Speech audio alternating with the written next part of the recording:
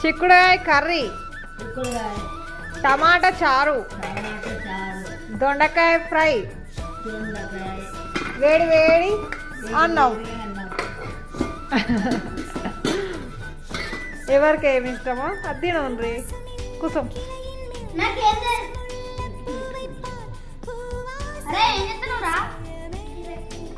Hi పుస్తీ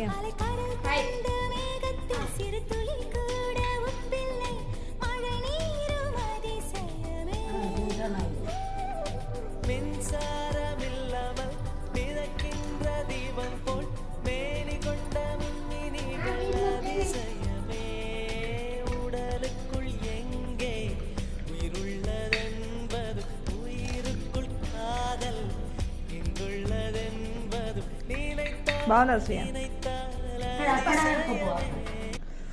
నాయమ్మా మంచిగా ఉందా?